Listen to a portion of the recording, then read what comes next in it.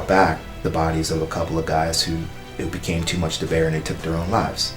I think of one in particular who was on my team.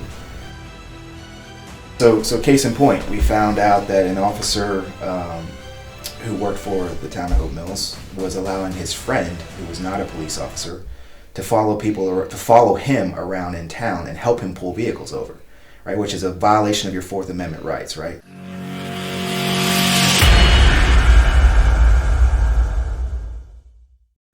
Hey, what's going on, guys? Welcome back to Beyond the Beret. All right, today I have called 2nd Battalion guy from 3rd Special Forces Group. I just wanted to bring him on so he can tell you guys his story of hopes of, hopefully helping somebody else out there. All right, Call, with all that said, man, I appreciate you coming on. Thank you for having me. Please let the folks know who you are, like upbringing, where you're from, and then we'll jump right into your story. Yeah, so Carl Hurt. I was born in New Jersey. I grew up in Jacksonville, Florida. Graduated high school out of there.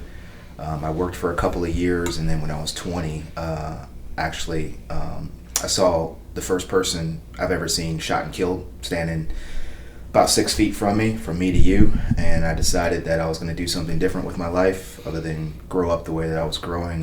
As far as after I had left my house, I'd kind of gotten out there on a path that I really didn't need to be on, so I decided to call my father. My father said, hey, he thought about the military. He was a 22-year veteran, came out of the Vietnam era. And so I made a decision that I was going to do something different, join the military. Did my first 10 years. I thought I was going to have an easy career. My dad, he's like, hey, join the military. It'd be a good living, 3 squares a day in LA, you're good. And then 9/11 hit. So 9/11 hit, changed the world. Global war on terrorism began. And my career took a drastic change from there. About halfway through my career, I decided I wanted to do a little more. So I actually switched branches because I started in the Navy. I did a blue to green to the Army, and I came straight into the SF program after finishing my second Iraq tour with the Navy. So came back immediately, blue to green to the Army, went through the Q course, graduated, and then went to 5th Special Forces Group to 4th Battalion. I did 2 years there, and then when I graduated the Q course, I had met my wife. She was a police officer in Hope Mills, and I met her conveniently at a car accident. So I met her, and then after that I chased her down, and finally she agreed to go on a date with me, and then our relationship took off from there. But as I was finishing the course, I had orders to Campbell. So we actually got married while I was down at Campbell, and I did my first my first Afghanistan tour right after we had gotten married. So I was down there for about 2 years. We had a long distance relationship before I was able to get a group swap to 3rd. So 2 years in, as an 18 Bravo, got a group swap to be an 18 Fox to come to Bragg. So I picked up ODA 3236 as an 18 Fox, met them about, I think, 2 or 3 weeks after they had just gotten the country in Afghanistan, and then stayed with the team until I commissioned. So I put in a warrant packet after a few years of being at 3rd Group, and got commissioned, came back to 2nd Battalion, the Charlie Company, which was my home, which I was very fortunate because typically warrant officers, when they commission, go to new companies just because being an enlisted guy, then becoming an officer, and then going back to the same people as the same guy but a different position, which for me worked out perfectly because I ended up going to 3231. I already knew 3236. About that time, Ed Knable, I think, was taking over as the team sergeant as I was coming in as a warrant to 3-1. I'd known all the guys. It was a great relationship. It worked out really well. And then I got a great team sergeant, Clay Brottenbach, who was the John Jack Rambo of team sergeants. I laugh because I know Clay. Yeah, Clay. I replaced him as a first sergeant at Spec. Yeah, I mean, if the Mongolian horde is coming over the hill, Clay is the one you want on your side, right? Learned a lot from him. Learned a lot about, because at that time we were struggling to fill the teams with captains, so I was floating in between being the ADC and the detachment commander at times. Tongo happened during that time frame. We lost those guys out there. And it was just it was a great experience working in that environment. All the guys were professionals. All the guys were warriors. Yeah. And for me, Charlie Company just represented everything that group has always wanted to project and aspire to be. Mm-hmm. Guys who were hardened, guys who were good, guys who were squared away, guys who get the job done, leaders who actually cared about the company, cared about the teams, cared about the people. I had all great commanders, from Ryan Schubert and Major Moses, all the way through Major Bradley, and I mean all the way through my career. Yeah. It was fantastic. Korea happened during that time. Yeah, I remember those days. So I, the build up for cracking the call on my team. Really, like I was actually in Africa, in a base in Africa, and they're like, "Hey man, well, you're the subject matter expert on Korea now." I'm like, "Why?" It's like, "Well, because you spent time in Southeast Asia, and you sent all these documents that you got to us about Korea, because you were, looking. I was just happened to be looking at that in my spare time. It's like, well, you're the guy," and I'm like, well, okay. And the next thing I know, I'm in Korea. So, what's as a third group guy? So, it was a fun ride, man. And then I ended up, after my 2nd Battalion time, I picked up a detachment commander spot in 4th Battalion. Nice. So, I'm actually retiring out of there now. And again, great leaders. Yeah. I mean, leaders make the organization. The men run the organization, right? All the guys on the teams run the organization.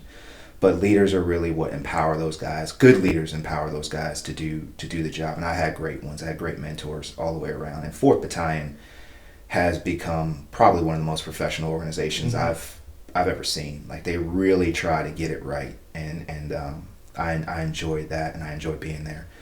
So that's pretty much my career in a nutshell. I'm there now. I'm retiring out of there. And here probably in a few months, I'll go from being CW3 Carl Hurt to just Carl. That's awesome, man. It's a good feeling. It's a good feeling, right?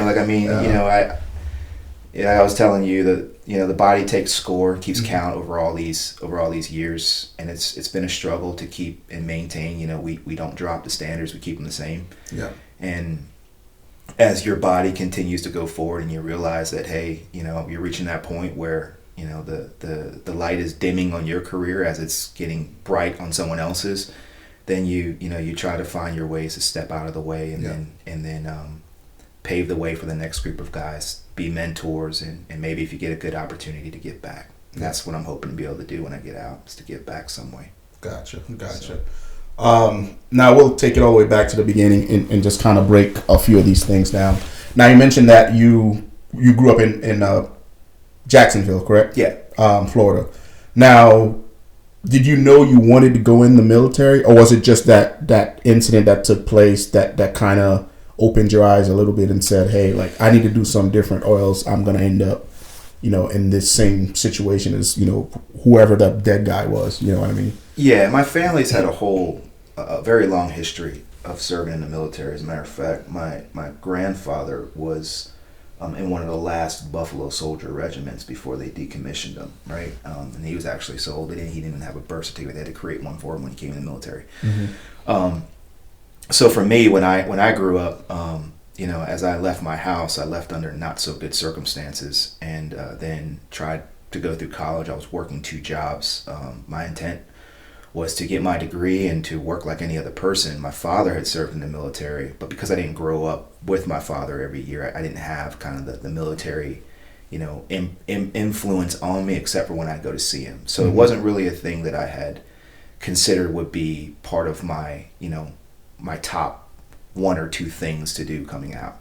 My degree plan was towards criminal justice. I was going to look at getting into law enforcement, doing something like that, maybe FBI or U.S. Marshal Service or something like that. And I was working at AT&T and moonlighting at a nightclub, because down there you could do it, part-time, just cleaning up stuff, not doing a whole lot. And it had never occurred to me that the area that I was living in and what I was doing, I wasn't necessarily doing the wrong things. I was just a lot of times around the wrong people. And so the military wasn't something that I had considered that I was really going to do as my number 1 choice. And then a guy came into to the nightclub on his 21st birthday. He was having a party, and he had ran up quite a tab. Some issues had happened, and a fight broke out. And this individual ended up hitting a girl in the face whose father apparently was, I don't know what he was, but what I do know is he showed up with a 44 Magnum revolver, and as we were trying to like diffuse this whole situation, he pulled it out and blew the guy's chest open right there in front of me. Like, where I was literally standing like from here to this wall next to this guy, and he pulls out this hand cannon, and I'm like, oh my God. You know, and everything just changed right there. You know, like you have that defining moment in your life where you're like, you're just looking around yourself in shock.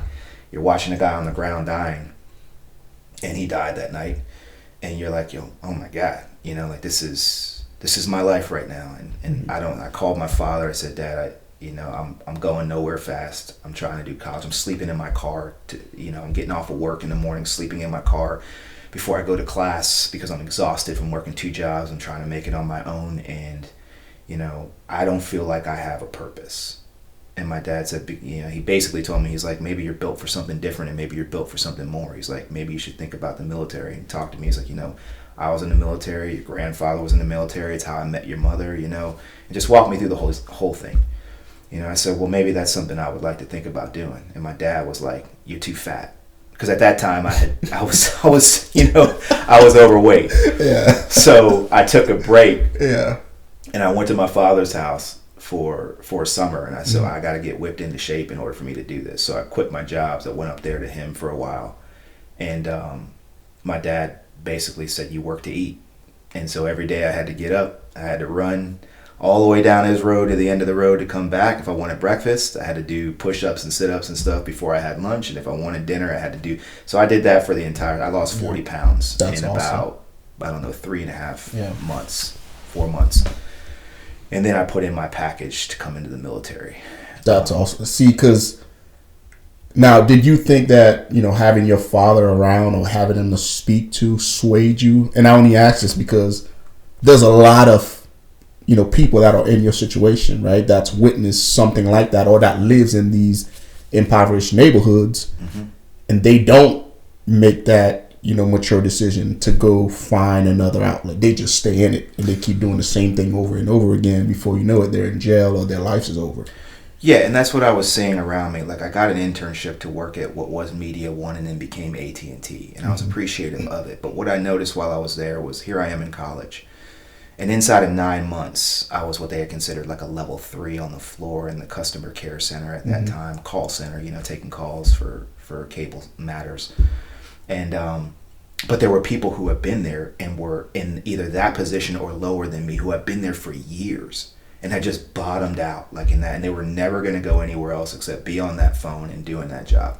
And I realized, like, that's just not me. It's not what I'm called to do. And in joining the military, I mean, the day I remember, like the day I arrived at boot camp, I got off the bus, and it was getting cold because it was in Chicago, in Illinois. And I was like, I'm where I'm supposed to be. Like, I just felt it. I was like, I'm where I'm supposed to be now. I know what I'm supposed to be now. And now really what it was. Sometimes people don't have all the answers they want to life, but if they take a leap, if they take that step into the unknown, they might find that that's where they were always meant to be. And then for me, as far as my naval career, I got in, I was like, I was recruited to be a nuclear engineer. And then I realized that quickly that wasn't me. So I started working my way towards the SEAL environment. I realized that, during that time frame while I was training up to go to BUDS, that 9/11 hit. And that's when it was Neil Roberts got killed on, I think it was Tacker Gar or wherever it was. Roberts Ridge. Yeah, Roberts Ridge. Yeah. And all that was going on at the time I was showing up. So I went through BUDS. I tore my Achilles tendon in Hell Week. I ended up really damaged. And then I went to the fleet. I crossed over and while I was in the fleet, I became a search and rescue swimmer when I finally healed. And then I crossed over and became a master in arms, which is a military police officer. Loved what I was doing because at that time the Navy was standing up what they called the Expeditionary Combat Command, which was to contribute to the war on terror on the ground because the Army and the Marine Corps were fully engaged and they needed help. and rightfully so. I mean, at that time, I think we had 150,000 troops going into Iraq by 2003, and we had, over 100 and something thousand already in Afghanistan. So we're spread across two fronts. So I joined that group, and I was forward deployed out of Guam. So I spent 5 years in Southeast Asia. I did my first Iraq tour 2006, and then came back, and did rotations through Southeast Asia doing FID type stuff, and then I got selected to attach to SEAL Team 1 Bravo platoon to go to Iraq, my second tour in 2009. So I went back out there, and then I went. We were in Sodif West, Al Assad, actually in Heat, and then Heat Iraq, and then they consolidated them all back to Al Assad. So worked with those guys, and while I was out there, I was like, I want to do something a little different, and at that time, the intelligence sergeant who was working intel and targeting for the SEALs at that time was an 18 Fox Master Sergeant reservist retiring. So, he pulls me aside, and I'm just having conversations with him. I'm like, I just kind of want to do something a little different. More of a philosophy difference is what I'll call it, and just keep it at that, right? So he goes, have you ever thought about special forces? And I said, special forces? They said special forces. He's like, special forces. I'm like, I thought this is it. I mean, he's like, no, like Army special forces. I mean, you mean like the A-team? Because all I knew as a Navy, I was B.A. Baracus and face. I'm like, you talking about like the A-team or something? He's like, no, let me show you. And so he pulls this thing out. And he had been a recruiter, so he pulls it all out and shows it to me. And I'm like, what? He takes the veil back, and I go, wow, like this is crazy. I was like, you guys do all this? And he's like, yeah. He's like, we're the ones who created all of this. Yeah. And I'm like, oh, wow.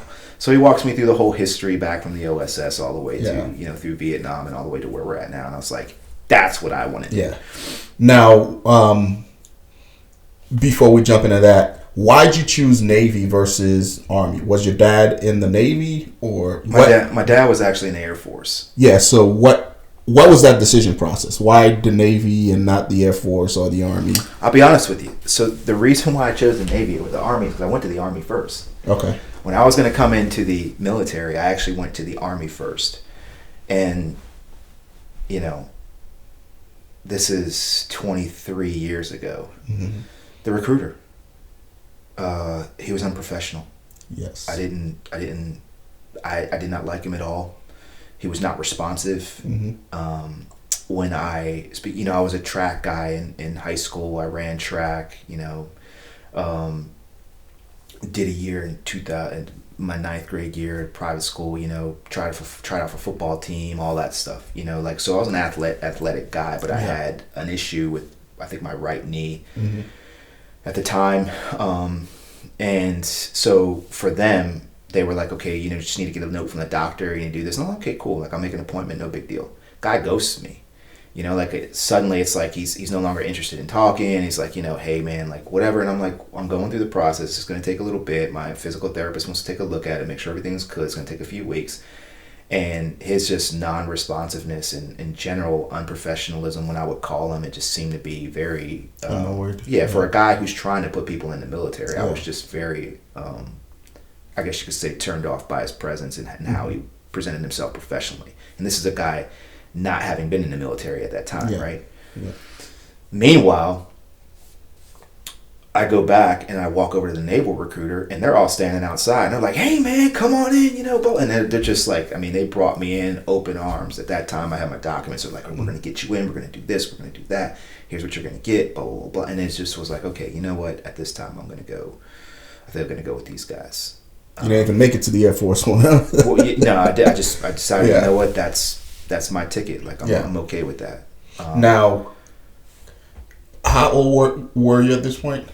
I was 20 years old. 20 years old. Yeah. So coming out of Jacksonville, going straight into boot camp and like that environment, because a lot of people, I didn't realize, because I grew up in New York City. When I went to basic training, it was nothing to me. But there was guys in there crying, homesick and all that stuff. How was your experience at boot camp? Was it, pretty easy? Did you fit in well, or were you second guessing yourself at that point? Yeah, I fit in pretty well. I I didn't have really any issues going through boot camp because when I showed up, my father had whipped me into shape. Gotcha. So I was in shape. I didn't have any issues keeping up. I was doing just fine. I got along well with the guys. It's interesting, boot camp is always interesting because you get guys come in from all over all over the country, and you're just a melting pot of people, man. You see how people live, you see how people take care of themselves. In the military, it's just that thing that gets everybody kind of on the same thing coming off the assembly line, Yeah. And I'll never forget, I had gunnery sergeant, not gunnery sergeant, but petty officer first class. He was a gunner's mate first class, Carrasquillo.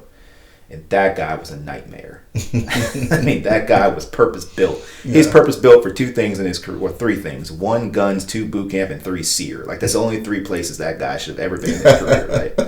That for me, a new guy coming in the military. But I just felt like he was just that guy that was put on planet Earth to make everyone's life miserable. I think everybody that goes through basic training has one of those dudes. Yeah, it takes a unique. Yeah, like I have one till this day. Like he's actually pretty high up right now as far as he's running like an entire military base, right? So every time I see him come across, Army Times or whatever, I just have flashbacks. I'm like, this motherfucker, he was only an E6 back then, when I went through, but till this day I remember him. Yeah. But I think everybody has those same dudes that just stays in their heads, and they're like, Jesus Christ, this dude again. How long were you in the Navy for? So I did total? 10 years. 10 years? My first 10 years. Gotcha. As I came on to my 10-year anniversary, I did a blue to green over to the Army. Gotcha. And so I came in the Army as an E5 because I was already an E5. I had 2 combat tours already to Iraq. I spent 5 years in Southeast Asia. So I kind of got lucky because, as it turns out, when I crossed over, they sent me down to Benning, right? Because I was now in the 18X program, just because, not that I was a person who was coming out of boot camp, but I was a person who was coming from another branch. And so they kind of tried to fast forward me through this 14 weeks of OSET they wanted to do down in Benning. Well, when I got there, several things happened. First of all, I didn't know I wasn't supposed to drive. And I was already in the military, so the whole MEPS process was a thing. Because when I walked in and they, you have to go back through MEPS, and they were surprised. They were trying to figure out how I even got through the door. That's because I had my own ID card. So I'd already went through there. I had a TS/SCI clearance. I'd already had all that stuff. So I breezed through that, went down to Benning, and as it turns out, they wanted to put me back through infantry, and I was like, well, I've already been through several different variants of that through my naval career, being in the combat command. So they send me over to the soft recruiter, right? Master Sergeant Markel, never forget. I show up, and my recruiter's there, and he goes, all right, and he's sitting at his desk, and he isn't even paying attention to me. Like, I'm standing there, and all this stuff. And he goes, all right, walk me through. He goes, where are you from? What do you do? I said, I'm from here. This is what I do. I'm actually a blue to green crossover from the Navy, blah, blah, blah. Came out of Guam. He said, Guam. He goes, did you spend any time in the Philippines? I said, yeah. I was over there in Zamboanga and all this stuff, gave him the years, walking through the whole thing. He said, I was there at that time. I was like, yeah. I was like, when these things happen and these operations happen and blah, blah, blah. He's like, you were there at the same time? I was like, yeah, we were there supporting you guys. And he goes, oh, man. He goes, you know what? He looks at my recruiter and he goes, this guy works for me now. He cut off 14 weeks that's awesome. Of me having to go back through and, shaved head, Army PTs outside the PX, and all this. And he goes, you're going to work for me now. He goes, I'm going to get you through Airborne and get you over there to the Q course. 3 weeks later, I'm over in Airborne. Right after that, I'm over at Bragg. It was just that fast. That's awesome. So I was like, man, I realized right there that this is a people organization. That's exactly what it is. That's exactly what it is. And I was like, this is crazy. The guys that I showed up with on the bus, I'm driving by them and they're sitting down and I'm like, this is a people organization. And I learned right there that, you know what, the better relationships you build with people, like the better outcomes you're going to have anywhere in the world, So that was my first actual SF lesson. That's awesome. So I show up to the Q course. I go through. Now, did you go through, at what point did you go to selection? So I show up. They put me through 3 weeks of SOP-C or whatever that was, that new prep course thing that they had going on for 3 or 4 weeks. They put me through that, and then I went through selection. I want to say it was November, December timeframe. Just because I remember that when I showed up at selection, we got snowed in one of the worst blizzards at the time I think that had ever hit North Carolina. And so we actually couldn't start our selection class for the first 3.5 days. I want to say it was that we had to sit in those tents until the weather cleared enough for us to even be able to do our first events. So I think we started with about 400 guys in my selection class, and by the time that storm cleared and we were able to start, they crushed our class. I mean, they absolutely just crushed us. And to their credit, they definitely found out who had the medal, because even after that, I had a conversation as I was going in the Q course with one of the instructors. He's like, "That's probably one of the worst ones I've done." Yeah. And I was supposed to tell you this, but yeah. So I graduated through there, and me and this big Russian guy named Vic, I'll never forget him. We held each other together. We ended up on the same field team. We ended up in the same team week team. Yeah. And we just kept each other going. We're two biggest guys, and we just kept each other going. That's awesome, man. And I think out of that class, we had about 400 and maybe, I don't know, 130 or so of us actually made it to the end. What year was this? This was 2010. 2010, okay. Yeah, because this was 2010. I might remember that storm, man, because so I graduated in 2010 February time frame. Yeah. But that storm came through and shut everything down. I might have been awaiting Sage, because January was when I did. December, January was when I did Robin Sage. Yeah. So it might have been around that time. It was just that winter as a whole, because it hit twice. So it hit in Sop C, and they were doing they had us out there. They were showing us how to, all the stuff they do. Giving the Cree to land nav and all this other stuff, which I was pretty good at it anyway. But that blizzard hit in Sop C and shut us down from getting out. We couldn't get out because they couldn't get the trucks in to get us out. So and the blizzard was coming. So they actually were like, "This is your winter survival. Take out helmet. Take out canteen." Like, it was like by the numbers. Yeah. And we actually dug in. We had to dig in, create one man freaking. Oh man. Yeah, we created our own one man little hooches, man. They told us how to put the poncho over, taught us all this stuff. Blizzard came through. Body heat created a sheet of ice underneath of it, and we just slept there for 12 hours while this thing came through. And I'll never forget it, man. It's like Thriller, like Michael Jackson. The next morning, we hear the horn, and I'm like, "Everybody up!" We get up, and we're literally coming up. It looks like we're coming out of the grave. We're punching through 2 feet of snow, and we're just all sitting up over here "Oh, we're all still alive. All right, cool. It's time to go." So at this point, what's going through your head? Because, is this what you signed up for? Because you're like, no, I absolutely love every bit. I might do. I loved every bit of it. I was like, man, this is great. This is where I'm supposed to be. You look over at some people and you see the differences in mentality, right? Because some guys are like, man, I'm done. I'm gonna stay. That's not what I signed up for. And I'm like, man, I'm in my element. This is awesome. This is everything I want to do, man. This is great.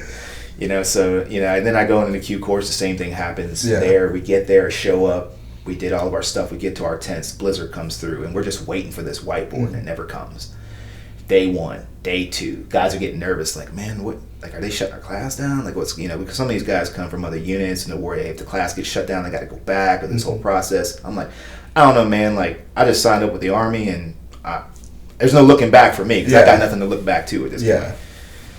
So. The third, I think it was the third day came, or the fourth day, and they were like, "All right, out." And man, they just went after it.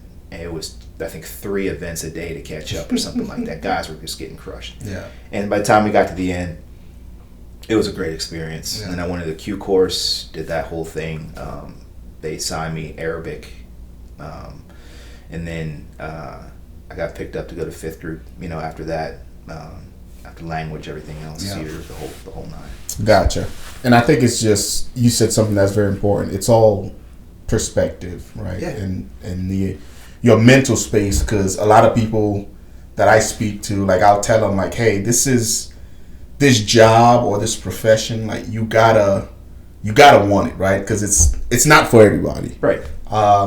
Some folks will call it a warrior's genes, to where we just gravitate towards it, and once we're there, we just know, hey, this is what I'm meant to do. Kind of like doctors, right? They know they want to be doctors. Yeah. I would never be a doctor because I can't stand, playing with people's organs and all that. That's just not me. Right. But when it comes to war and jumping out of planes and doing that type of stuff, I'm like, yeah, this is what I'm meant to do. Just like a doctor, I'm sure, would look at that stuff and say, ugh, this isn't for me. You know what I mean? Right. So I don't know what it is, but whatever it is, we're just built different, I guess, to do that type of job, you know? Well, maybe it's, you know, sometimes I look at it like maybe you do that job because that's who you are. Yeah.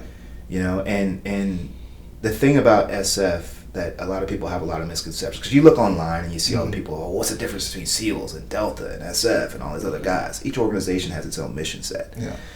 Special Forces is, in my opinion, it's the multi-tool aspect of it, which is we put a lot of different things into guys because we need them to go into ambiguous environments that we don't have answers to yet.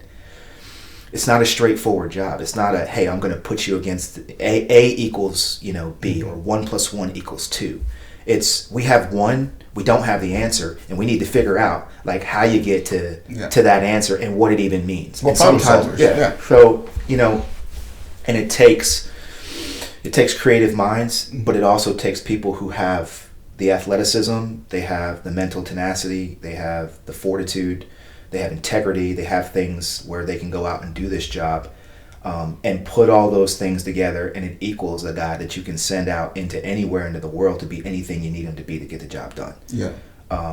And not just floating that, but the guy's actually trained to do it. And that's why you see in our organization where we can have guys who are jumping out of airplanes, diving, you know, in waters, you know, taking out terrorists on mountaintops, or putting on a suit and doing other operations that are sensitive in nature to achieve tasks that involve no combat operations or even any weapons at all. Yeah. You know, but you're still achieving these national level priorities, and able to assist our national partners in achieving their goals. So, and that's the very premise behind even 4th Battalion. You know, another niched area where guys can go into and get into places to do things that some people just can't get into or do, or they just have complex problems they don't have the answers to yet. Yeah. They see a design, they see, you know, our generals, our leaders, they see a design, they see a vision, but sometimes they just can't see it, how it's going to unfold, and then that's our business. We go, this is how it's going to unfold, and this is how we can affect it, this is how we can impose costs, this is how we can do these things. And they go, oh, okay. And what do I have to do? Well, just say yes. Yeah. That's all you got to do, and then go from there. Yes. You know, so that's what it was to me, attracted me to it. It's what kept me in the regiment and kept me from wanting to go anywhere else. Yeah. I liked the idea of being able to flow into and out of the battle space based on the requirement and what it needs. And I enjoy being able to work with other partners in other places as well in our government, which is great. Yeah. It's awesome. And not only that, just working around the best guys I've ever worked around.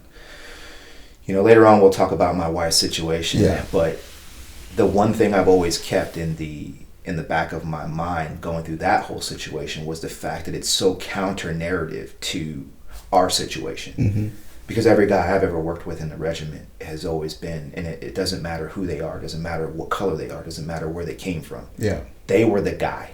Yeah. They were the guy that I looked at and I said, you know what, if my life is on the line or that guy's on the line, then we're going to freaking lock horns and go after it. Yeah.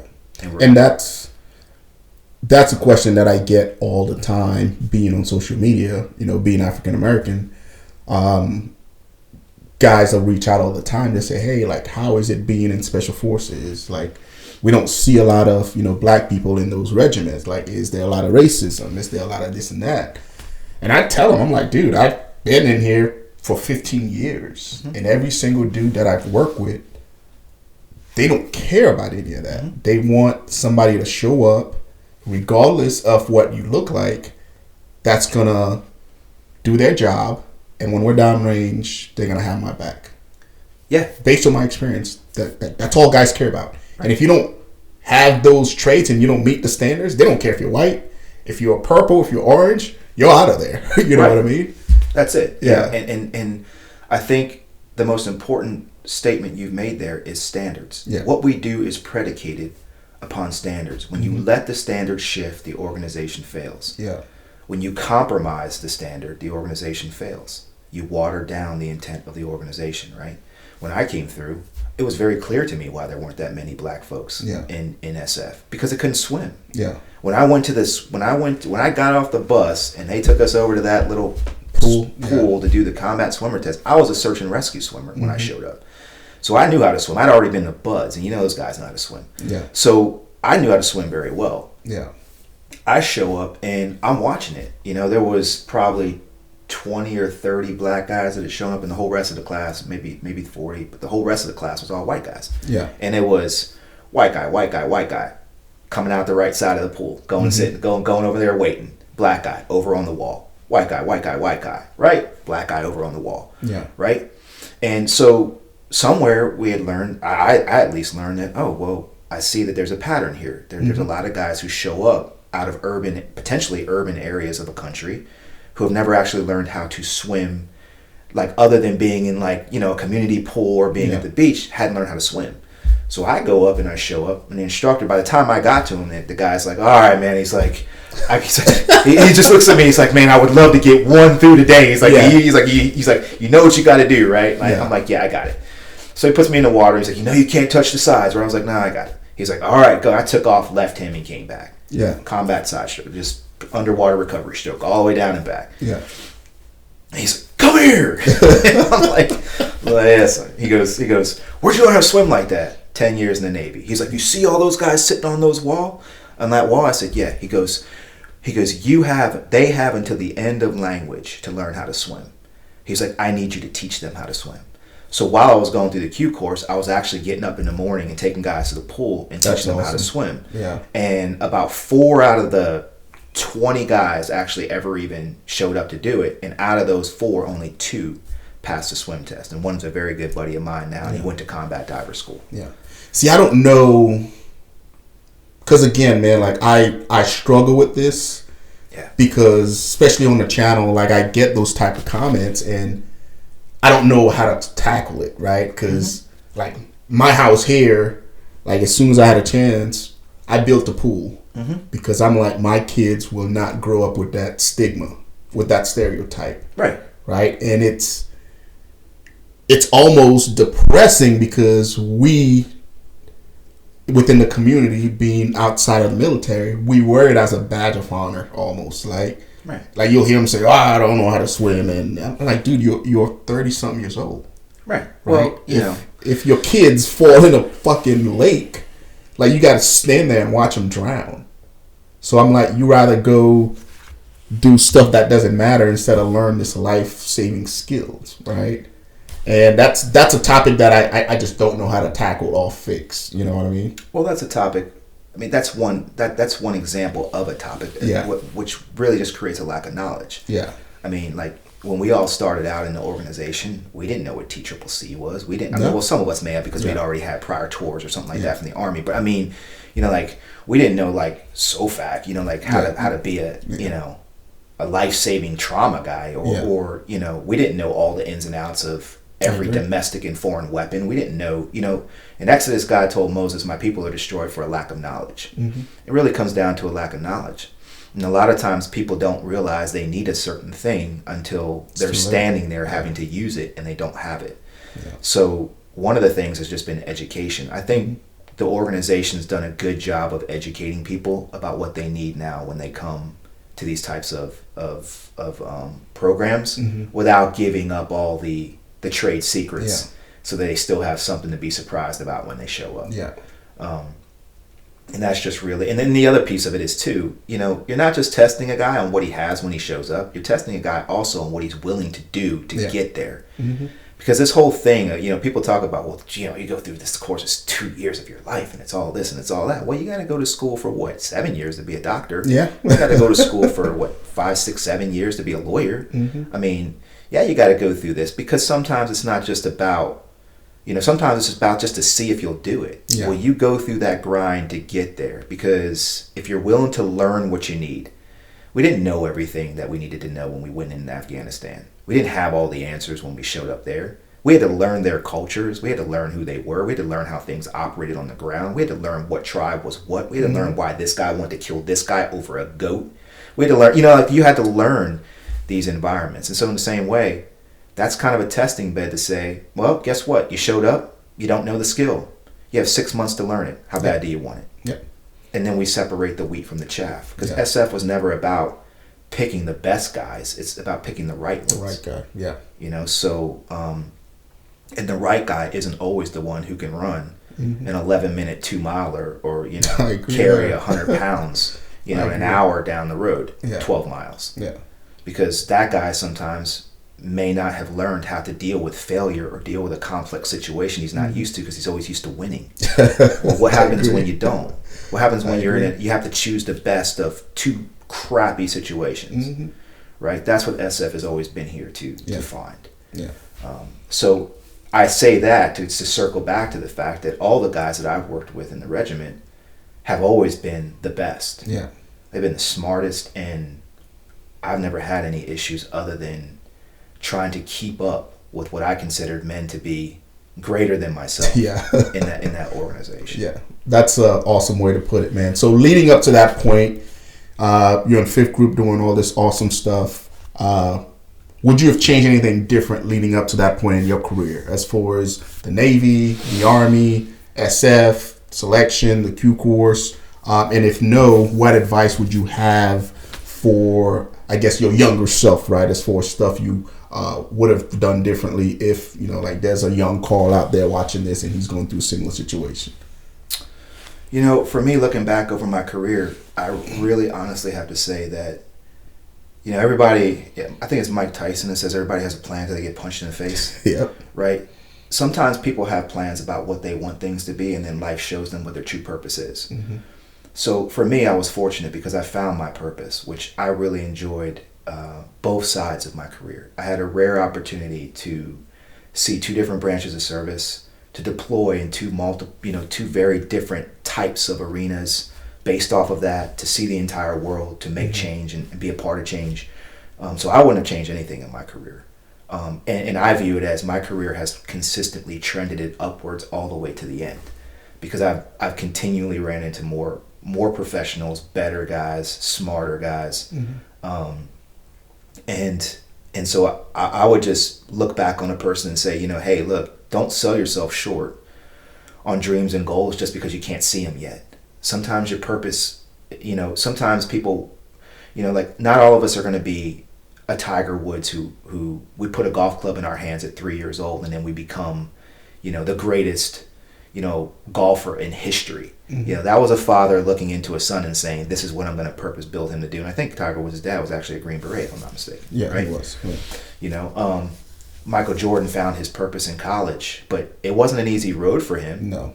He wasn't, the top player coming out of North Carolina. He didn't make the team. He becomes the greatest basketball player of all time. Yeah. Well, you know what? We've got guys in our organizations who may have grown up on a farm in Midwest America, and now they're standing there with the Medal of Honor around their neck, right? Did they see that purpose? Did they see themselves in that, in that foxhole or in that fight at that time? No. We built a set of principles, which I believe America was supposed to be founded on. We built good moral principles, ethical, moral, legal principles into our children. They grow up with those, and then life gives them an opportunity at some point to exercise them. So go for it. Yeah. Right? And the second part of it is that people think that guys in our organization, Delta, SEALs, SF, Marine Raiders or whatever they are superhuman. It's like we're not. No, we are normal human beings who have an unwavering desire not to fail. We are people who look at situations and go, when people are going to turn the other way and quit, we just refuse. We have an undying refusal to quit, almost to the fault. Yeah. And maybe that's the reason why we're in this, because maybe when America calls for that, that's what America needs. And that doesn't mean that we're any better than anyone else, we're any smarter than anyone else. It just means that we do a different job, and we take the life skill sets that we've had and we apply it to that. So my younger self, I would have just told to go for it again. Yeah. And another piece of it is failure. You're gonna have failures along the way. I've had a lot of them. I've learned a lot of them in leadership. I've had a lot of them as a warrant officer. I've had trying to become a great leader. I've had a lot of them along my naval career. But then I also made naval history while I was in the Navy. So your successes and your failures are where you learn life's lessons. And that's what we pass on to the next generation. Gotcha. That's a good way to put it, man. I gotta ask about the history that you made. I can't just glance over that. Yeah, so the Navy stood up what was called, like I told you, the Navy stood up the Expeditionary Combat Command, and out of that, they created a new program called the Expeditionary Warfare Specialist Program, because the Navy, when they stood this program up, we were sending guys to Iraq, we were sending them to all over the place, and the Navy has what's called warfare devices for people who specialize in things. So if you go out to the fleet, you get a surface warfare device. If you're in the air crew, you can get an air warfare device. But the Navy didn't have a device for its green, or its brown water or its green sailors, people who were not on ships and not on boats, people who were in Iraq and who were in Humvees, people who were riding around getting shot at, or going in these areas of the world. So they created the Expeditionary Warfare Program, and our unit was the one who spearheaded, which was the Maritime Expeditionary Security Detachment 7 out of Guam, spearheaded that program, and I was selected to become the first person in the United States Navy to receive that warfare device. That's awesome. And since that time, I don't know, hundreds of thousands of people have gotten it over the last 15 years, but... So it's essentially the Navy's way of putting bodies on the ground to fight, just like the infantry or anybody else was. Yeah, and that device is just an insignia, similar to you go to military free fall, you get one that says, "Hey, this guy jumps out of airplanes." Well, you get an expeditionary warfare device that says, "Okay, that sailor is a guy who spends his time, or is certified to go out and to work in the brown water and the green side of the Navy. Gotcha. Support SEALs, will support the Army. He'll go out, he'll do combat operations. Gotcha. He'll go into other areas of the world, do training operations in the jungles. He'll go out, all that stuff." Gotcha. Okay. So, yeah, that makes perfect sense. Before we transition real quick, I always ask, guys about leadership and also trauma, mainly because you've been in both sides of the Navy and the Army, and you've clearly been in leadership roles. When it comes down to leadership, what's your leadership, philosophy, right? My leadership philosophy is that leaders are not there for themselves. Leaders are there for the guys that they're leading, right? And our job as leaders is to empower our guys to have everything that they need to be able to do their jobs. As a leader, I've learned more from my team sergeant, from the guys who are on my detachment, especially when I was in the detachment commander role, than I ever could have in any other way, shape, or form. The leaders above me have mentored me, right? The guys who were on my actual teams were the guys who taught me quite a lot. So leaders are there, number one, to be decisive, to be able to make decisions, to be able to represent the team, be the face of the team, to be able to take all of the things and all of the successes that the team has done and put it in the best position to get the best mission in our organization. Yeah.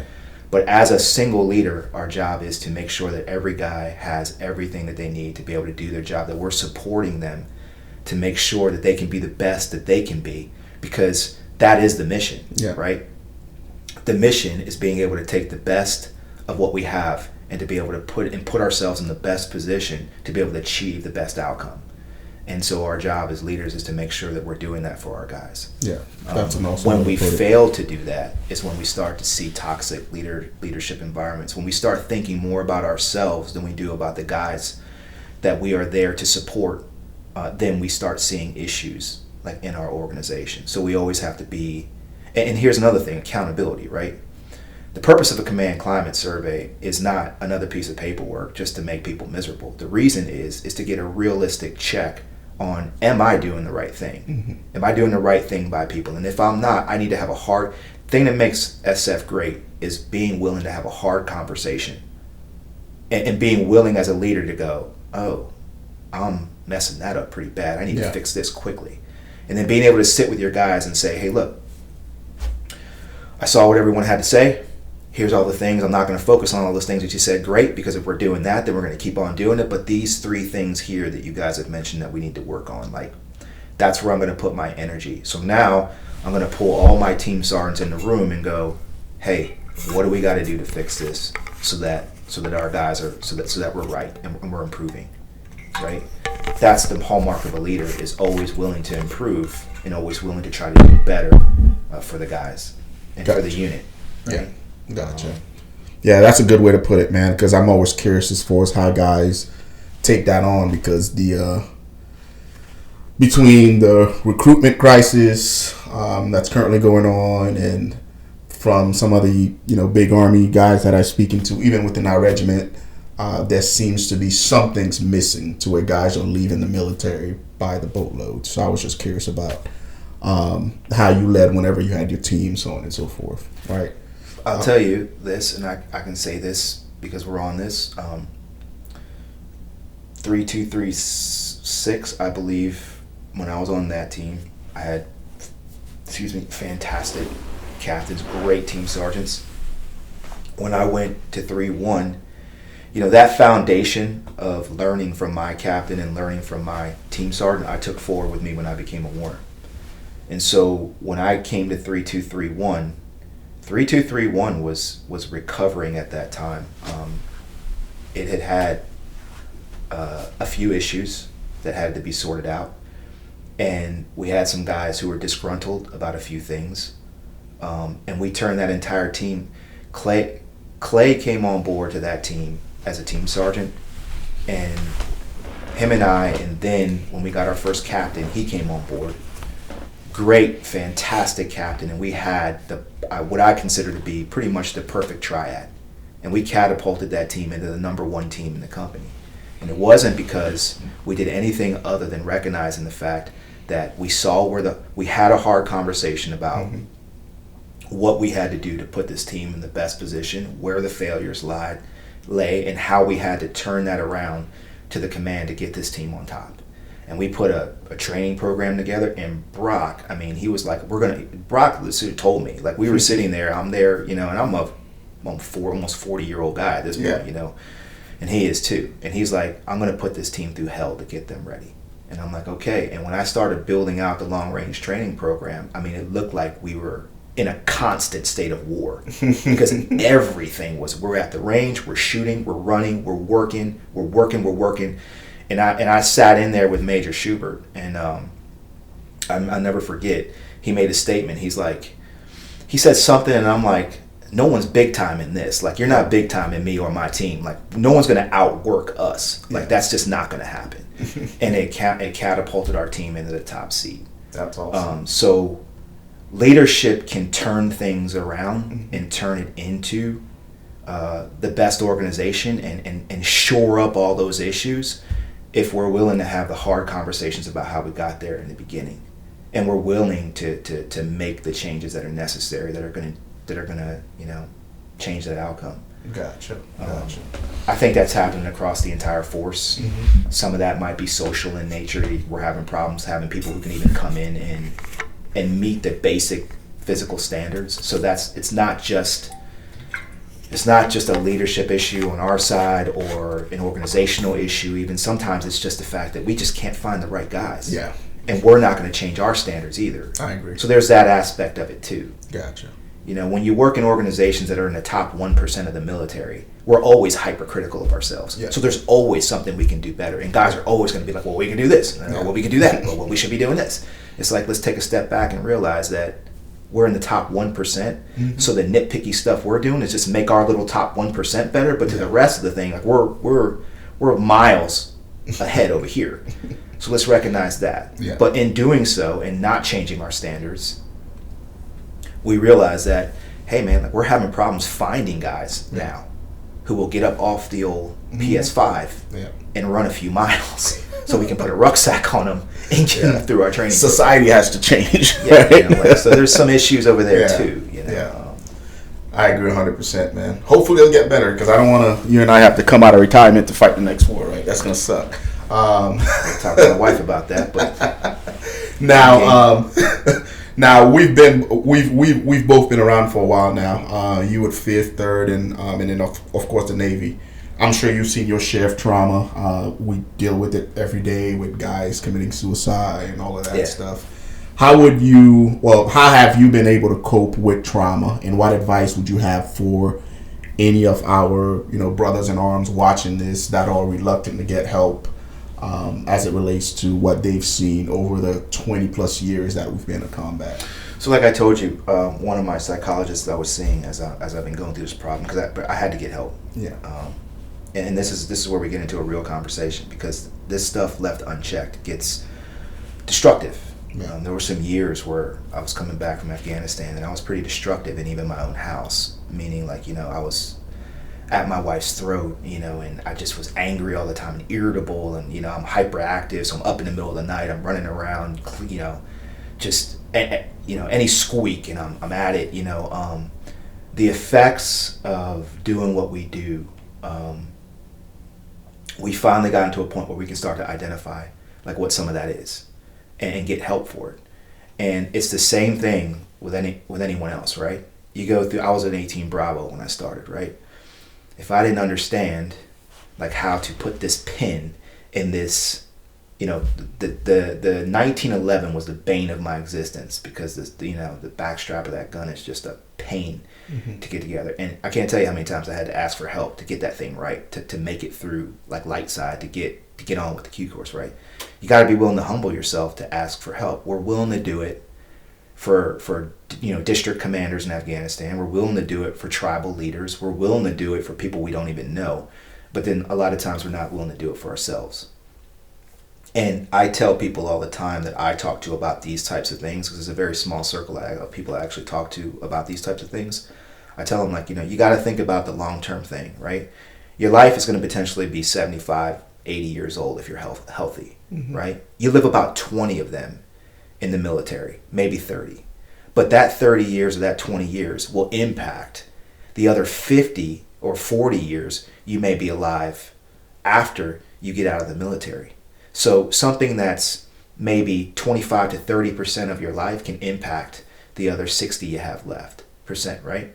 So you have to think about that in the totality and realize that, like, hey, if you don't address the issues that you're facing, then when you get out of the military, the only people that are going to be there on that battlefield are the people that care about you the most. And that's your wife, your children, your girlfriend, your mom, your dad, your parents. And if you're at their throats because you can't solve your problems and you can't find someone who you're willing to discuss with those things to like fix that problem set, then you're going to end up like that guy who's sitting at the end of the bar in the VFW talking about how great it was in Paktika, or how great it was in Karwar, or my last story in the Tangi Valley, and you're never going to have that meaningful life because you're going to scare and chase every person off away from you. And that being said, we all understand that there's certain conversations, there's just certain people we can't have them with.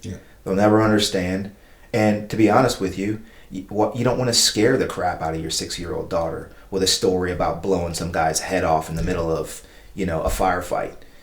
You'll laugh about that with your buddies over here, but you got to talk to someone about the other residual effects of being irritable all the time, being antisocial, not wanting to be around people, having an altered worldview, thinking that people are untrustworthy, not having any trust, always in your rear view mirror, always thinking someone may come home to try to hurt you, or something that you did, or some OPM hack got your top secret info and now they know where your family is, or all these things that play in the mind of a Green Beret or a SEAL or any other person who goes around and does these ugly things on behalf of the United States government, right? We call ourselves the sin eaters, because we are the sin eaters. We eat all of that stuff up so people can go to a Starbucks and not worry about someone walking in with a backpack and blowing it up while they're getting their, oat milk chai and enjoying themselves, right? But the toll and the cost, we put those on our souls, right? But at the same time, we're only human. So my advice is you have to find somebody that you can trust to unpack like that stuff and have a real serious conversation with yourself. Because if you're a warrior and you're willing to face it on the battlefield, then you got to be able to be willing to face yourself in the mirror. We're self-critical about ourselves all the time. That's why we have evaluations, right? So I tell people, write yourself an evaluation on how you treat your family. Write yourself an evaluation on how you treat your kids. Write yourself on an evaluation on how honest you are with yourself about how you feel. And if that mark matches the same mark that you have as a Green Beret, well, then high five yourself, because you're probably doing the same things. But if you're truly honest with yourself, and you're like barely qualified on the eval when it comes to all these things, but you're a rock star way over here, well, then there's clearly a lot of things that you need to improve over here, because that's what's going to carry you the rest of your life. It's your wife that's going to be there when your back gives out and you're over there crawling on your floor like I have been, and my wife had to help me into my bed because of my sciatic issues, or my wife picks up my phone because my arm goes numb and I drop it out of my hand. Like, it's going to be those people there. So my advice is do it before it's too late. Yeah, that's awesome advice, man. And I try to do the best that I can through the channel, because again, like, everybody sees the end product, right? Like, you see all the SF guys or SEALs or Navy or Marines, like, you see them all on YouTube. We're all big badasses, you know, we shot Bin Laden, we're doing all this stuff. But nobody sees or nobody tells these younger guys coming in what they're going to have to go through. The grinder that is the military. Or, hey, after every deployment, go speak to somebody. Yeah. Or, hey, treat your parents like this. Treat your kids and your wife like this. Like this thing that you and I were part of, like, it has a way of just changing, you know, like, everybody, to include you and I. Like, we all went through the changes. And if left unchecked, we're going to come out on the other end not recognizable to the people that loves us, right? But like you said, it's up to us to take accountability and start changing these things, right? But a lot of these younger guys going in, they won't find out until they get to the back end, like, holy shit, I messed up, as opposed to what I try to do here is let them know, like, hey, like, Jay got help, Carl got help. Like, go get help before it's too late. It doesn't make you any less of an operator. It doesn't make you any less of a man to admit that, hey, I'm going to destroy my life, my career, my marriage, all of this stuff if I don't get the help that I need, right? And I think more of our community needs to hear this so they can actually go get the help that they need. Yeah, you got to understand that, like, you know, I had to have a tough conversation when I went in to get help myself. And to the credit, the psychologists that I've spoken to have been very, very good. And even most of them have been military ones. And they've been very good. But the biggest thing has always been, you know, the guilt, the shame, the ego. You have to drop the ego to deal with the guilt, the shame, the things that you feel, if you feel them. You know, like, it could be that. I don't know what it is. Some people are just like, I'm perfectly okay. I get up and I'm doing all right. Like, okay, cool. And everyone's happy. Some people struggle with certain things. We've brought back the bodies of a couple of guys who it became too much to bear and they took their own lives. I think of one in particular who was on my team, took his own life when I was in 2nd Battalion. We had just gone to this guy's wedding. Like, we had all been there. You know, we were having a great time. He's on top of the world, and then he took his life. And we ask ourselves, like, what makes a man who has everything to live for to do that? Because somewhere along the line, inside that guy's head, inside that guy's body, he had a problem that he felt he could not bring to anyone else and overcome, and that was the only way out. And the truth of it is that there are other ways out, but it's the road less traveled. The reason why we're Green Berets is because we take the road less traveled. The reason why we do what we do is because we said when everyone else is okay with you know, the status quo, we're going to push ourselves to the edge to see just how far we can go to make a difference. So you have to take that same mentality towards yourself. And you have to decide for yourself, how far am I willing to go to make sure that I'm treating the same way that I would treat my organization and treat my job and treat, you know, my captain and treat my team sergeant, treat all my teammates and be there for them, that I'm going to be there for my family by getting the help that I need to make sure that the very people I'm supposed to be saving and defending against all enemies, foreign and domestic, that they're not standing in front of the enemy right now. Because I've become the enemy to my family. So you have to like think about those two very different sides of a human being who do what we do. And to my wife's credit, my wife's a cop and she sees horrible things. She was a juvenile detective. She puts pedophiles in jail. You know, she goes after the worst of the worst. I mean, some of the stories that she's come home with and told me, you know, having to sit across from a table and try to, you know, befriend an individual, so to say, to get them to confess to something that's utterly horrible sits in your, you know, in your mind at night, right? And she's had to deal with the same stuff. So she kind of understands mine and has been there for me and it's gotten me through. But that's a unique scenario. Yeah. That I have a wife that's just as jaded as I do, so we can have conversations and like be our own therapists. Yeah. You know? Yeah. But other people, like the idea of skin melting off of people and weird things happening in combat, and all the horrors of the things that we're asked to do in the worst years of the war, like, will scare the ever-living bejesus out of a normal person. Yeah. You know, like I went through my, you know, like I told you, I'm retiring, going through the med board process. I talked to my psychologist as part of my VA evaluation, and like she was almost in tears by the time I got done talking about some of the things that I had talked about, because I was one of the first special operators she had ever done. And truth be told, like that's our business. But like I said, the body keeps the score, and we have to deal with what that score is. So. Yeah. So that's it. Yeah, guys. Again, like I always tell folks, like if you're out there, and you need the help, make sure you go get it, right? Because again, we're getting it, and we just want to emulate that to you guys, so you guys can see, hey, like we're on the back end of this. You know what I mean?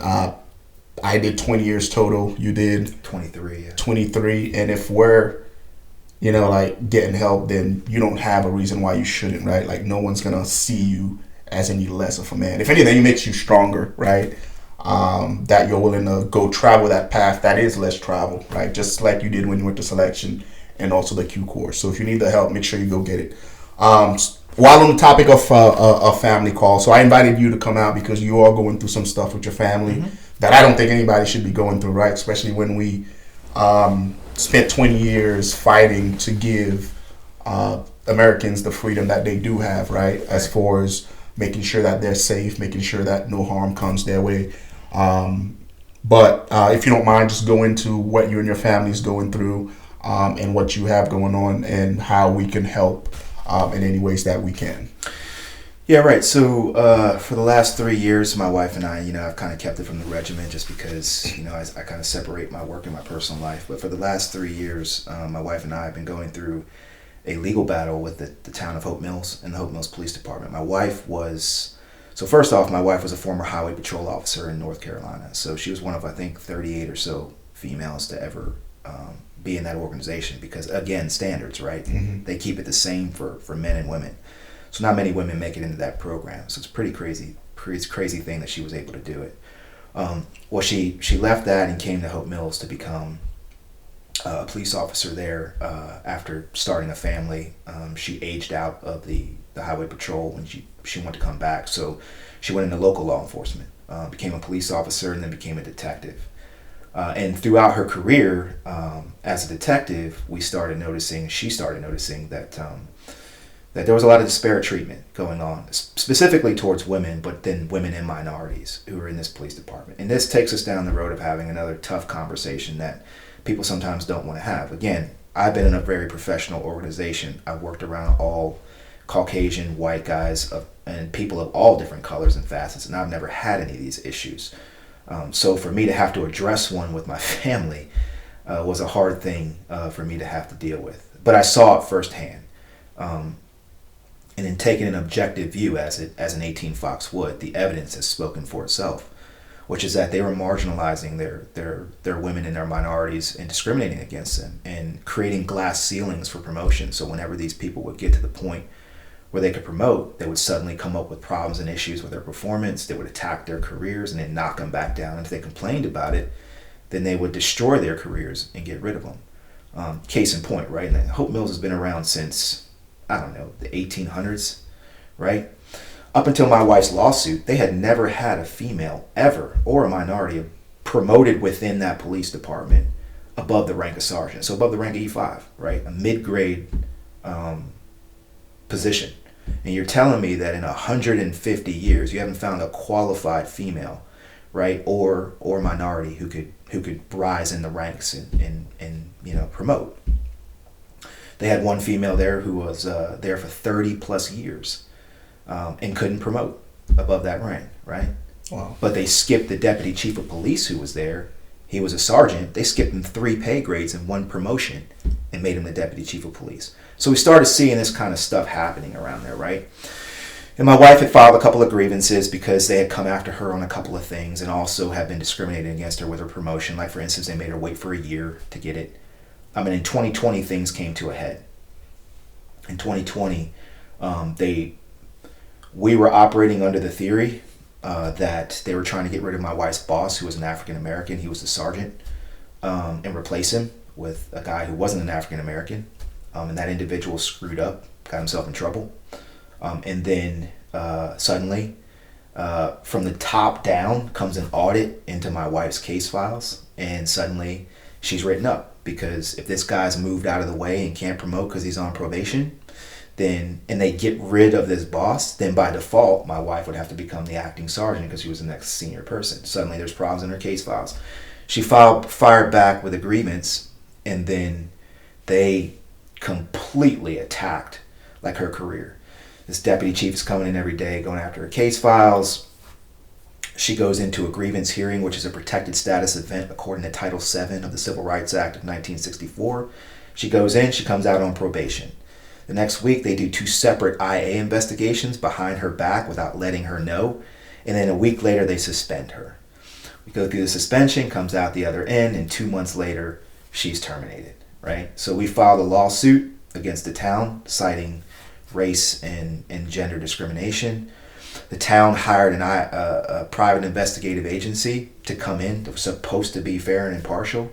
We found out it was paid for by the town's insurance company, who would protect against a lawsuit. They railroaded and destroyed her career. They harassed and intimidated one of our witnesses to the point where he quit. And it just became an all-out knuckle-dragging war, right? The town had, at that point, a second federal lawsuit that was filed by another African-American police officer who was there. And so, whenever you go through a lawsuit, you start to go through what's called a discovery process, right? Where they've got to show their hand, and then we get to show ours, and then we get to put all the cards out on the table. And we had already had working theories of things that had happened because my wife had brought up the point of you're allowing these individuals who are in this circle of people who are non-minorities to get away with anything they want to get away with while you're slave driving all these minorities and females, not letting them promote. And if they say anything, you're destroying their careers. So case in point, we found out that an officer who worked for the town of Hope Mills was allowing his friend, who was not a police officer, to follow him around in town and help him pull vehicles over, right? Which is a violation of your Fourth Amendment rights, right? So what he would do is he'd take out this blinky light and put it on the top of his truck and help this police officer pull over cars as a civilian. He's not a sworn officer. State of North Carolina, that's a misdemeanor for interfering in police business, right? Yeah. Now we have an IA investigation that shows that he did interfere in police business. We have a deputy chief of police who says he's a friend of the department and then writes this whole thing off as officer did everything he's supposed to do, no problem here to see. Well, we peel back the layers of the evidence and we find out there's a formal complaint. These guys are riding on motorcycles, right? The officer tries to go pull them over. He says he has to produce speeds of 90 miles an hour to catch these guys because when they made a right turn onto Cumberland Road, they were leaving out of city limits and he wanted to give them a ticket. So he had to produce speeds of 90 miles an hour to go pull these motorcycles over, right? The deputy chief of police said in his IA investigation, this other guy who's the civilian, he just sees what's going on and tries to go over to assist the officer. Well, then that means he had to produce speeds of double the speed limit to see what's going on. We look at they don't know that we had the tickets. We got the tickets that he wrote. So he put R57 on both tickets, saying that he got both motorcycles by radar. We got the body camera footage where he lied to the guy and said that he could bounce his radar from one motorcycle to the other, which is against North Carolina training and standards. Yeah. And the certification processes for the Golden Eagle 2 radar system. We saw the tickets where he had written the first ticket on the guy that he didn't pull over. So Kevin Moses was this individual, and he didn't pull Kevin Moses over. He pulled another guy over named Ivan Roman. And when he pulled that guy over, you see in the body camera footage that the first ticket that he writes ends up being on Kevin Moses, the guy he didn't pull over. How is that? Because Perry Howe ran down the other guy and forced him over and then forced him to come back to the officer. And when he did that, the officer wrote him a ticket, which showed that they had coordinated their efforts. Town of Hope Mills swept the whole thing under the rug. We found out in our lawsuit, we called them out on that as well as everything else. Suddenly, 2 more tickets appear. So there's actually 4 tickets for this traffic stop. They went back in and amended both tickets and took the speeding charges out of them without a magistrate's signature and then refiled them. And the tickets still have R57 on them, which shows that he put radar for both. Yeah. And the sequence number shows that the officer gave the first ticket to the person his body camera footage confirmed he never actually pulled over. So you look at all these and you put them all together and you go, what does that look like? This looks like an individual. Oh, and by the way, a month later he was promoted. So this guy gets promoted to the sergeant's position right after that, training sergeant's position, right? So we go, let me get this right. You come after my wife and you try to file her for an administrative action. You say that she didn't handle a case right, that was 2 years old, that you had to dig through to figure out. In another case, and you say you fired her over an administrative thing, but this guy committed a Fourth Amendment violation, constitutional violation, and a criminal act, and you're getting rid of him. And by the way, we proved that you guys are lying about why you fired my wife. You're lying about how you fired my wife, right? So that's one example. Then we uncover another guy. This guy, not 6 months prior to them or 7 months prior to them suspending my wife, gets caught using illegal narcotics as a cop. So the town has a urinalysis program, and they go, hey, you need to submit to a urinalysis. You know, military, we have a zero tolerance policy, right? Yeah. Not Hope Mills. This guy is taking his neighbor's he's taking his neighbor's prescription, basically. He's taking Percocet, Schedule 2 narcotic. I think it's North Carolina General Statute, I want to say it's 9090 or 9095, identifies it as a felony. Yeah. They actually write this on his actual disciplinary form that he committed a felony in violation of North Carolina criminal law. What do they do to this guy? They put him on probation for a year, right? Now, you fired my wife over an administrative action that was basically amounted to bullying and discrimination. But you then put this guy on probation, and in the middle of that, this guy he failed to investigate a building properly, and the thing burned down. Like it engulfed in flames. Yeah. Right? So 2 weeks after my wife is put on suspension, who replaces my wife? This guy. And what do? While he's still on suspension, on probation, they promote him. So we go, hey man, McDonnell-Douglas framework, discrimination, similarly situated individuals receive preferential treatment is the 4th pillar of the McDonnell-Douglas framework for Title VII lawsuits. You cannot promote a guy who is committing felonies. You cannot overlook a guy who's committing constitutional violations and then fire my wife on a trumped up case. And that's why we know it's pretext, right? Yeah. Because you're digging through my wife's stuff. My wife has nothing in her interdisciplinary record up to this point that would warrant anything as a detective. Her evaluations, 124 out of 125. 119 out of 125. Her evaluations were so high, her chief of police actually told her boss to lower her evaluations with no evidence to support it whatsoever. But these guys are getting away with this stuff, right? Fast forward, we have our lawsuit going on. My wife is gone from the police department. She's out of there. They try to change their optics because our lawsuit and the evidence we're bringing forward is showing that these people are lying. They're trying to damage careers. They're targeting minorities. They're doing all these things. They're covering it all up. And they go, oh, we're going to bring on some African Americans to try to change our optics. So they bring in Daniel Smith. He's a lieutenant. They bring him into the police department. They say, hey, we're going to hire you as a lieutenant. Within a year, he's gone. His subordinates bring him 13 counts of discrimination that he feels compelled to take to HR. HR shoots down every one of them. Why? Because they replaced the whole HR. In my wife's lawsuit, when they fired her, they fired my wife. They used that. They fired her boss, who was African American. Her captain was a white guy who said, yeah, you guys are doing the wrong things, and I don't agree with this stuff. I think she's a good officer. 30 years. They ruined his career. Got rid of him. He was at retirement. The HR rep, African American female, she told my wife to get a lawyer. She said, they are coming after you. You need a lawyer. When your town's own HR tells you that you're being discriminated against, you need help. Yeah. They fired her.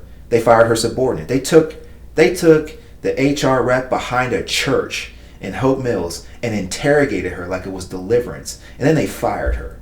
Like, it's outrageous, man. It's outrageous. It's going on in this town, right? Yeah. So we're anticipating a federal lawsuit from her as well. I don't know if she's going to settle with the town or actually go through a full lawsuit, but as far as I know, she's still on the track to file it sometime within the next 90 days. But that'll be the town's third federal lawsuit. So fast forward, we're in the 2022 and Daniel Smith is there, right? What happens? Another officer. He's riding around in a vehicle, gets wind that he puts on social media, he's drinking from an open container inside of a vehicle, gets written up, counseled for professionalism, for putting that stuff on social media, violates the social media policy of the town. This guy walks right out of the office, calls the deputy chief of police, his friend again in this little circle. Deputy chief of police comes down on top of him, gives the lieutenant, who has a master's degree in criminal justice and has been in law enforcement for 15 years and is a leader in that organization, gives him a reprimand for writing up this guy. Why? This blows my mind, man. And right. for folks that don't know, could you elaborate on where Hope Mills is? Hope Mills sits right here, right outside of Fayetteville, just south of Fayetteville, between Rayford and Fayetteville, right? This town has 16,000 people. Military town. And they're letting this stuff go on. And I mean, it calls into question everything this police department does when it comes to its investigations, when it comes to how it treats its citizens. There is a citizen, I'm sure, out there that has seen a guy in a truck following a police officer, pulling them over, because we have information from people inside the town that said this ain't his first time. He's been doing this for quite a while. This officer's been writing tickets on people, allowing his friend to do this, and the deputy chief at the time is covering it up for his friends. And we have testimony where he says, yeah, these are my friends. I drink with them, I hunt with them. And my wife was like, you're not going to write up your friends. You're not going to go after your friends when they're doing this kind of stuff that you drink and you hunt with. And they came after and destroyed my wife's career. So they replaced the HR rep. They put in someone who was not of color, a female. And then she says, nope, everything's good. Favoritism doesn't rise to the level of discrimination. This is her exact words. Favoritism is not something that we can describe as discrimination. As a matter of fact, it doesn't rise to the level of anything, because these individuals work together, they play together, they know each other, so they're allowed to do this stuff, and you're just not in their group, is basically what she said. And we go, isn't that the very definition of discrimination, when you're marginalizing certain groups of people just because you have this bullying network of friends you want to keep in positions of power and protect? Right? That's what it is. She ends up filing her own complaint and gets paid out by the town, because suddenly discrimination does exist, and it exists against her. Right? So that happens. So then we continue moving forward in this whole soiree, if you will, and they hire on another detective. They bring on an African-American female. They hire directly into the detectives division. 3 months, she's gone. 6-page letter citing discrimination, racist comments, things like they're out on the range shooting and the officers are going, why would we shoot that target? That target's white. We're not going to shoot that. Like, making comments like, I mean, just, she's got this 6-page, thing about how this town is racist, and it's I can't be here, and she's gone. 3 months. Couldn't last 3 months, right?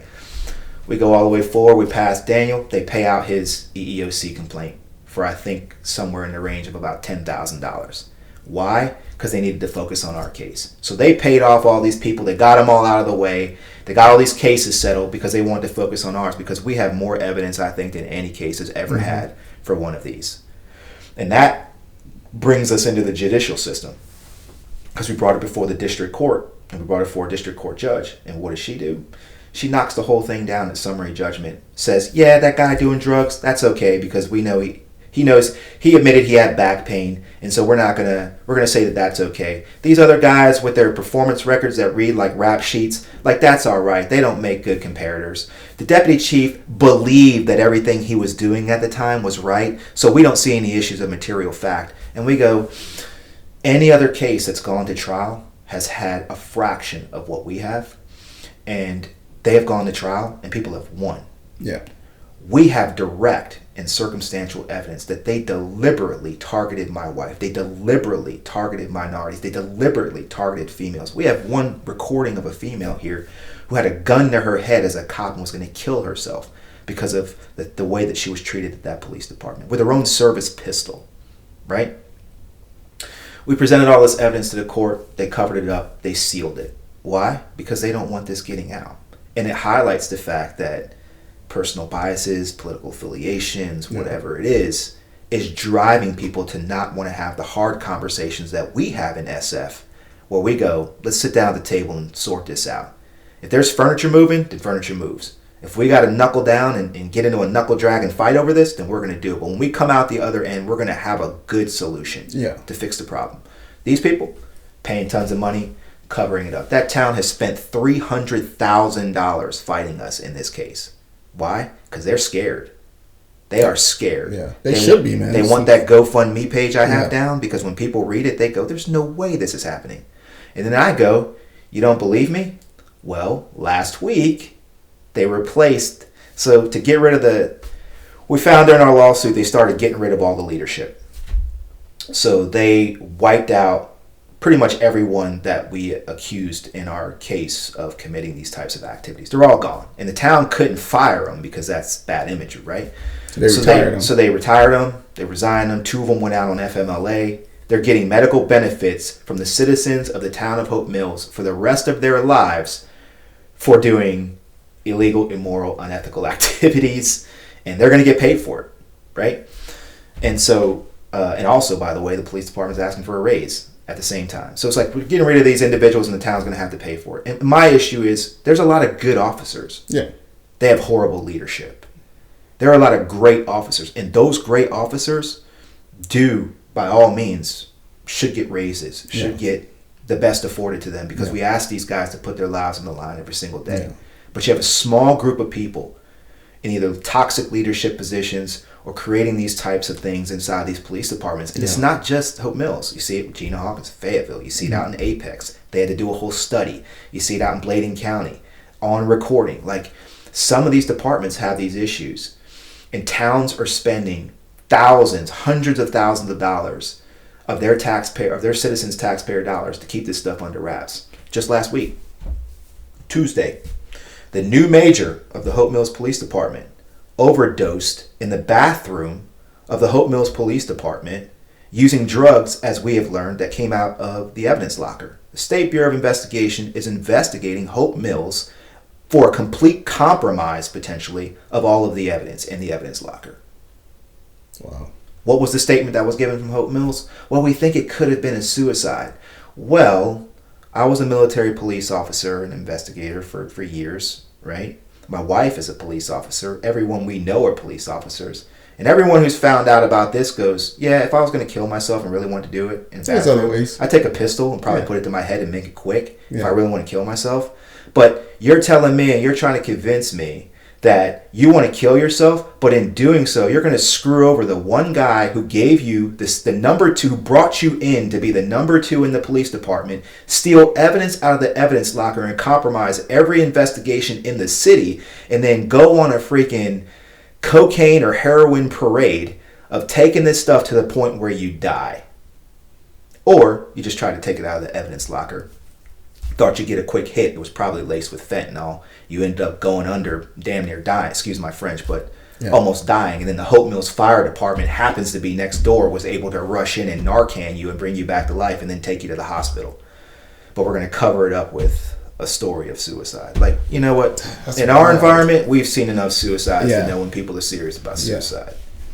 So, fast forward, this is the case where we're at. It's still going on in 2023. They're still covering up all these immoral, illegal, unethical activities. We're in the middle of a massive lawsuit. We've appealed to the 4th Circuit Court of Appeals in Virginia because, in my opinion, the district court here is compromised. The judge is compromised.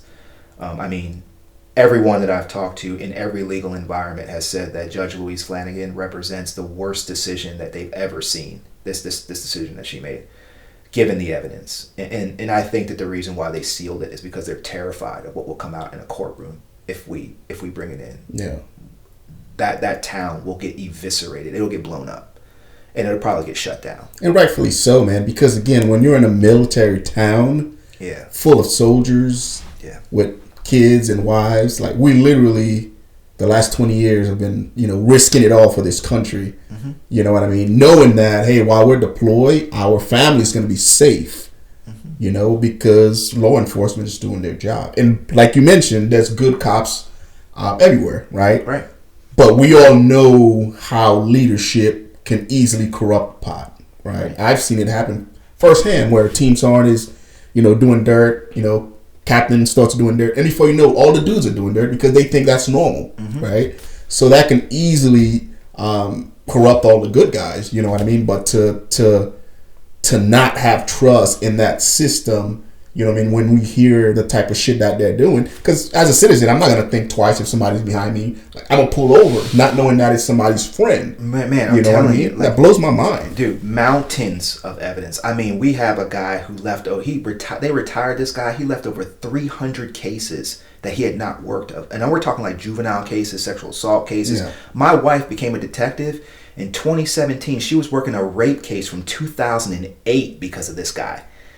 That victim was continually potentially victimized for years because these guys weren't doing it. What did they do? Retired. Gave a big old ceremony. I was there. They retired him. Right? Same thing with you. If you're a military member, you're riding through Hope Mills and a cop attempts to pull you over, or say you're riding on a motorcycle. Imagine that was two military guys. Yeah. You know how military guys are. Yeah. Right? Active duty. Hopped up on ego and like the United States Army, right? You have a civilian pull this guy over, and now he gets into a confrontation with this guy who's friends with the cop, potentially goes into a bad situation where now you have a military member getting arrested, and his complaint is he got pulled over by a civilian, challenged him, for which a cop came over and arrested him, and now he's got to go over here to the base and deal with a CID agent who's going to be like, why are you, like, we're prosecuting you under the UCMJ for assault against a police officer, a tainted IA investigation that comes out the other end that says the officer was just doing this and the civilian was just here to help, and then you peel back the layers later on and you realize this guy's been following this guy around the whole time doing this kind of stuff, and that guy's career is destroyed. Yeah. Like, that's the implication in a military town of that kind of stuff, because military guys don't back down. No. In the military, right, like, your career could end like this. It can end like that. You can potentially end a military person's career because you are violating someone's constitutional rights. That's crazy, and I'm sitting here because, again, like, I always give, because when you wear the uniform, you wear the flag, like you and I have, like, we respect, our brothers in arms, whether they're fire departments, police, because we know what that takes. Exactly. We know it's that mutual respect, right? That comes with that.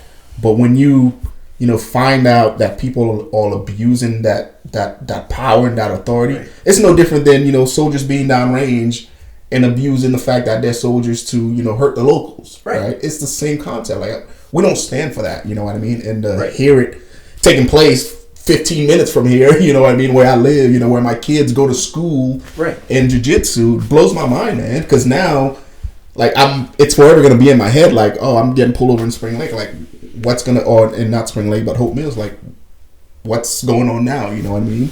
It's crazy. I'll be honest with you, man, I sit in the middle, right? Yeah. I've never actually even voted in my entire career. Yeah. I will start when I retire. Yeah.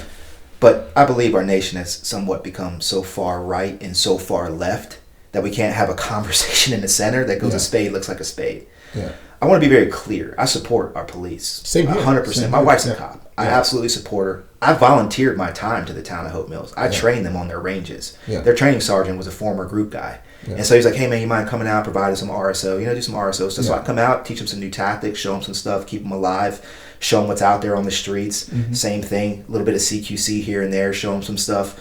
I donated about $3,000 worth of equipment to that police department. So, I believe in what police do. I believe they're putting their lives on the line every single day. So my argument in my firefighters and first responders, my argument is not saying that every police department in America is racist or discriminatory or whatever. I'm not saying that at all. What I'm saying is that this town has a problem. Mm-hmm. And police departments that do things in any organization, really, that does things like this has a problem. And we have to be willing to say, that's an issue.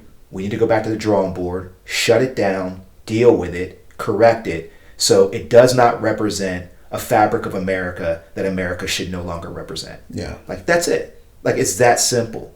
No one's running around waving any flags of racism or discrimination. No one's saying that.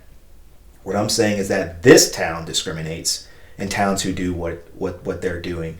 need to be checked, because that's absolutely not right. And you can't expect to send your officers, your fire department members, your first responders out into the world to put their lives on the line when that stuff is inside their heads when they leave the door. Yeah. That's the issue. And so I really appreciate you giving me the opportunity to come on here and have this conversation about it, because it's a precedent setting one, and it's dangerous because it sets up mistrust within the community when there's already you can't have that, man. Like, our military, our police, our firefighters are the first line of defense against things that we have going on, either in our civilian world with criminals and other kinds of things, or in the entire world when it comes to terrorism and attacks against our country.